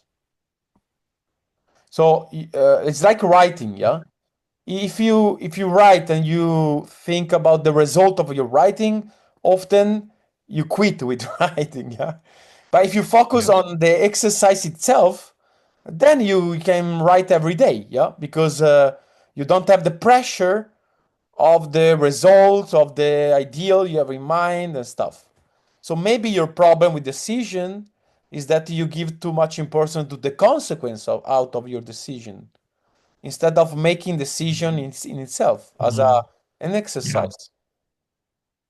Make Yeah. sense? Also that, yeah, it makes sense, but I see also another side. Um, I don't want to make random decisions. So I need some kind of compass. And it feels that decisions, if I force to take decisions, they are too random. Okay.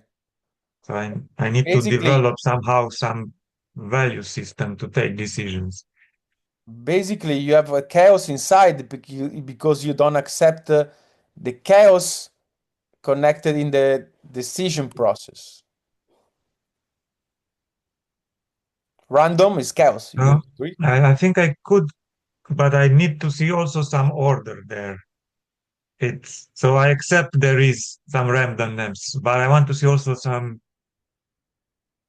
order in my decision to have some criterias. Okay. So what about you make decision and then you check if there is more order or less order, but afterwards. Otherwise, this idea of order is stopping you from making decision.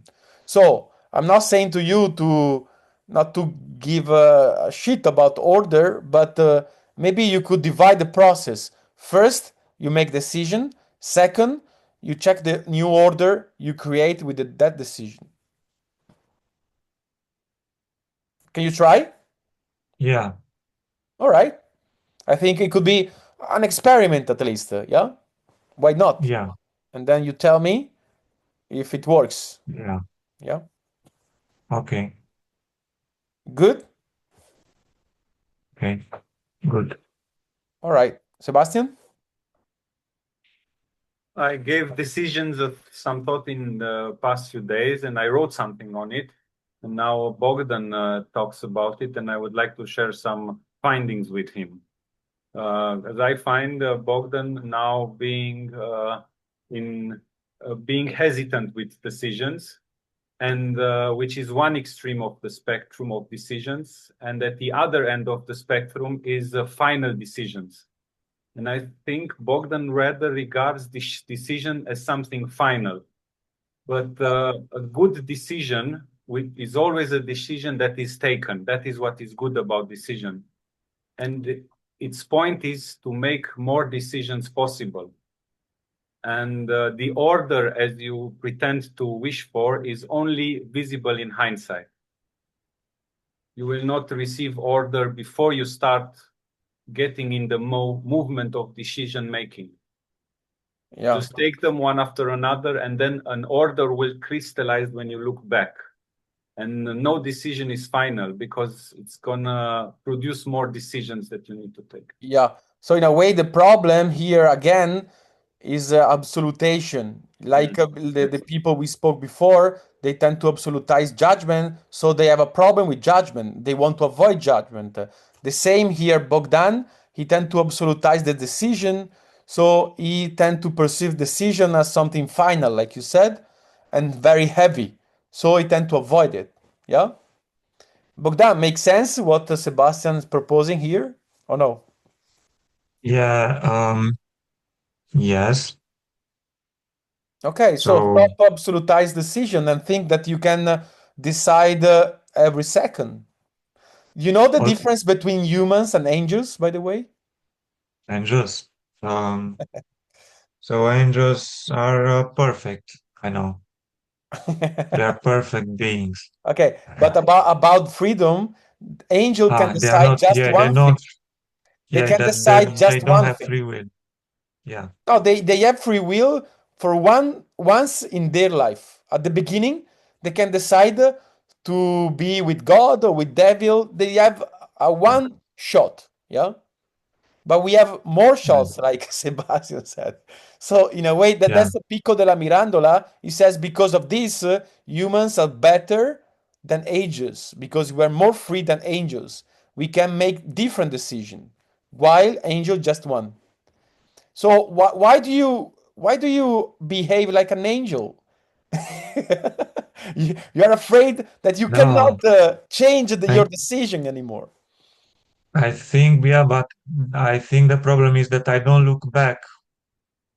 So, Okay, that's the uh, important of the second part I proposed you y- before. You stop after the decision and you look what happened, yeah? And then you yeah, think that you can decide again to change. so my impression is that I take decision, but I take them as bad as the first one. So, like, Okay. first time I buy a clothes that's too big, then I buy a clothes that's too small, and I never get the- Okay, something yeah. that I'm satisfied with. Okay, you have to stop to think and to see what happened afterward. First you make Okay. decision and then you think, yeah? But don't think before the decision. Because in your Yeah, yeah, case, thinking before the decision, it means to get impotent, yeah? yeah. But And yeah, but I you also can need ask to think I think after. Sebastian is a bit expert about this, so you can ask him to send to you his text about this. Yeah, of course. If it's on the subject, yeah. I mean, he said it's about decisions. Okay. So Alex, since we started with 10 minutes late, we were waiting. Can we finish at 10 past 7? All Yeah. right. So we have the time to conclude with Luisa and you, Alex and Sebastian. Can you say your main laziness in your life? Who? Luisa. Um, Mine, from what I've seen, is similar with Sebastian. I'm lazy with physical activity because I don't feel I have a strong body to engage, and I tend to discard the importance of physical aspect. Okay. And do you see a problem in this or no? I see a problem in this. I'm also a body, not only a mind, so I have to Okay. maintain But the body. you don't think you're lazy in your mind, right? No, I'm not lazy in my mind. Okay. But I have the impression that there is a overthinking in your mindset that doesn't let you to take care about your body, right? Overthinking? No, it's pure What? laziness. Yeah, but why don't you give space to your body then? For the two reasons that I stated. One is that I tend to discard the importance of the physical aspect altogether.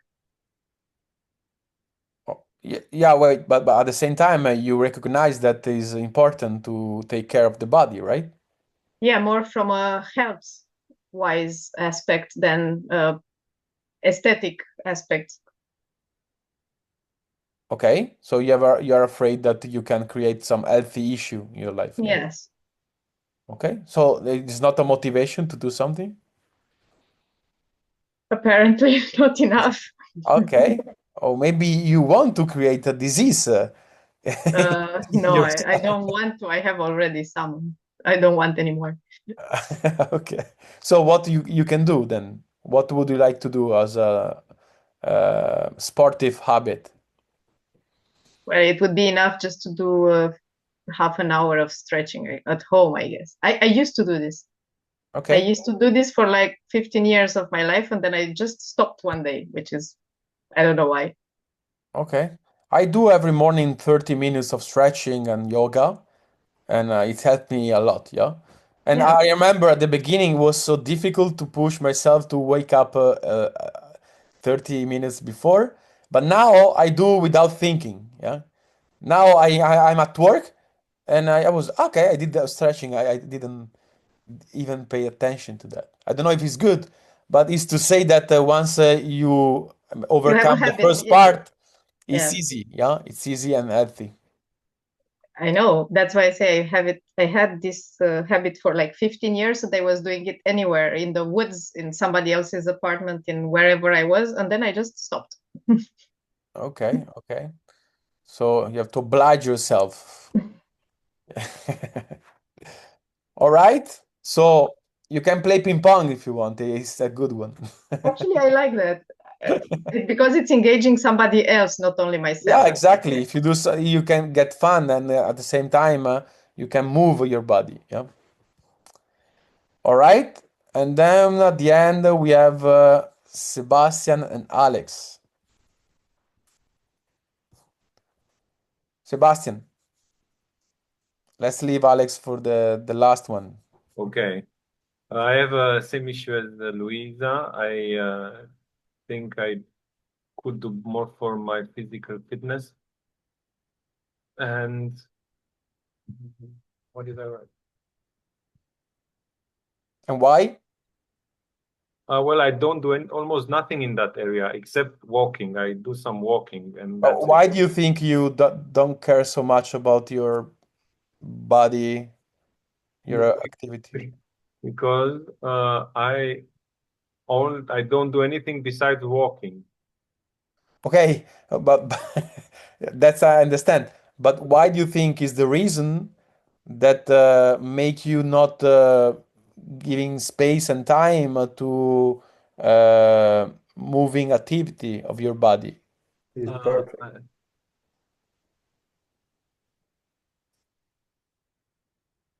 is not enough rewardful, maybe there's not enough reward in it, or not instant enough, maybe. Yeah. Okay, okay, okay.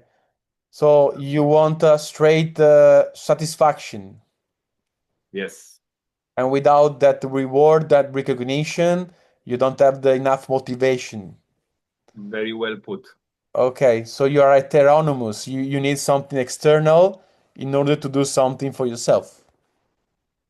No, because the satisfaction is like a feeling of a good feeling, some endorphins or some dopamine, or Okay. I don't know, some clearer mind. I don't need Ruxi to sit by me and applaud.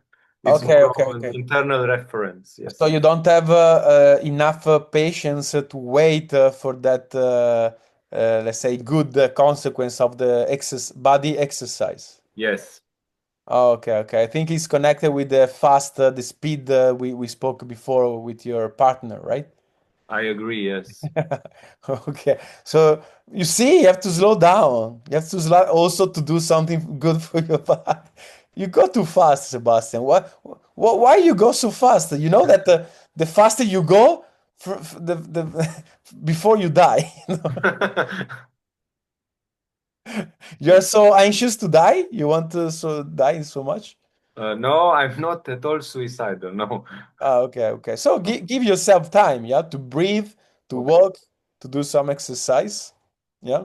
Yes. Learn from your partner, Okay. yeah. That's a good advice. Just Yeah, give things time. yeah, and the same time is the same in thinking, yeah. To take when I write, there is no time anymore. For example, yesterday I was writing, And at one point I watched the time, it was 2 in the night. And I was like, wow, I have to wake up in 3 hours. So in a way, okay, that's not good for my, it's not a good example of healthy for my body, but it's the idea that when you do something, I mean, you take your time, yeah? There is no time when you take care about something, yeah? So slow down until there is no time. Okay, Sebastian, that's it. And Alex, the honor. Of the last thing. So in what areas in my life I'm lazy? I'm lazy in relationships with people, whether they are friends, family, uh, even strangers. I don't put effort of strengthening or improving any relationship. Okay. So And do you know if the main cause? I tend to discredit the other, and I say it's a waste of time to invest in that relationship. Even though, and I'm happy about this, I prove myself wrong many times. If I do invest myself in a relationship, I change my mind. So, but Okay. first idea is it's a waste of time to talk to him or her. But do you agree that if you think that is a waste of time and energy, you have another idea of how to invest time and energy better, right? Yeah, And which yeah. is what is it? In just spending time with myself. So Okay. And when you spend time to yourself, what do you do? What do you produce something? I don't know, you thinking? What do you do? You run? What do you do? I don't run. I don't do the physical stuff. That was my first. Romanian people are lazy in body activities. Just philosophers. The others run everywhere. Okay, that's why you're here then. You don't like run. So I daydream. I think I daydream when I'm alone. I prefer to daydream or to plan. Take those daydreams and I turn them into plans or I write. And when you Um, relate with others, you stop dreaming. yes, very much because I get this sort of hard other, the hard other, the different the alterity, and then I try to find a way to dream together. That's the best, So you know. instead to wake up through others, you want to make other people sleep with you and dream with you. Yeah. Yeah, work on our fantasies, on our philosophies, on our art. Okay. Maybe you Yeah. should do the opposite to wake up. No? The I don't know. Yeah, wake up. We wake up when we do philosophy. I think that's the most awakening activity. And the opposite of this is art, where we daydream together some phantasm. Yeah, yeah. But I have the impression, and correct me if I'm wrong, that there is a kind of fear of the otherness in Yeah. your day life, right? Yes, that's also there. Yeah, that they will kidnap me from Yeah, yeah. myself. So you feel more safe when you relate to with others in the practice, Yes, but of the practice for you is danger. Yeah. yes, yes, Okay, okay. So it's a fear of the other. Yeah. yeah. It's called Xenophobia. xenophobia. You're xenophobic. Yeah. I am xenophobic. Okay, okay, okay. That's why you get along with Italian because we are very close to Romanian, but Yeah. okay. Luisa, you wanted to add something about this? I just wanted to add that you need courage in order to be awake and stand in front of the other and see him or her as he is, and not want to impose something on himself or drag him into your daydreaming or something like this. Wait, you're accusing Alex to be Coward. Coward. Somehow, yeah. Did you hear, Alex, the Yeah, yeah. accusation? Well, yeah, when I want to understand the other as I want to understand him, it's a sign of cowardice. So you impose something to the others instead of opening yourself to the others. Yeah. Yeah. Okay. But the practice should be a nice training to open yourself to the otherness. Dialogue is a way Yeah. to open to the otherness. Yeah. And yeah, it is through availability. Yeah. So I guess you have to work on availability, both in the practice and in the day life. And courage and on courage. Yeah, yeah.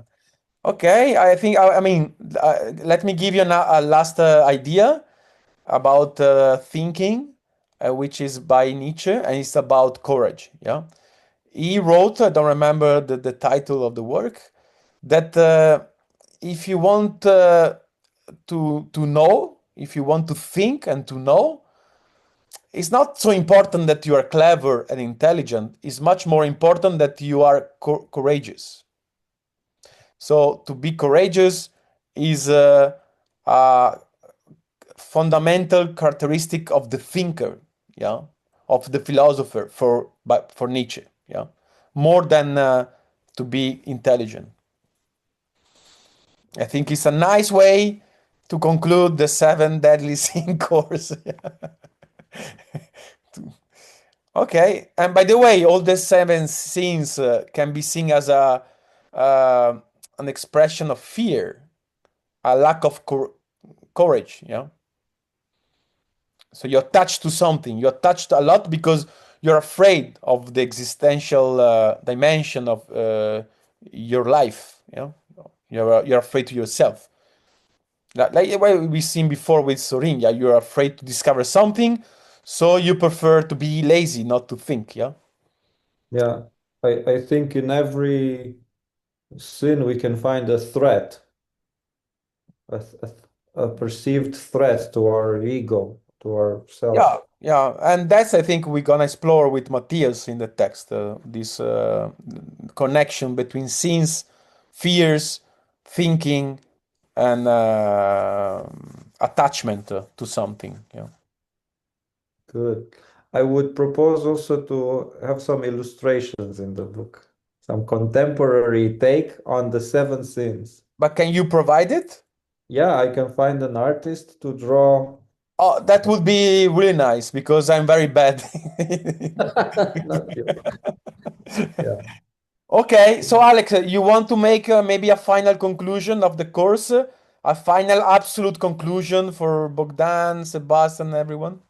No, because it No? goes on, it never stops. It's It's never ending process. never ending. The sinning doesn't stop.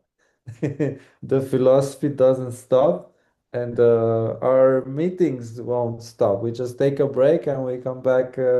We will exit the cave after the winter holidays somehow. The winter cave. The winter exit the winter cave, and well, we still do the meetings here at Habitat in Timișoara.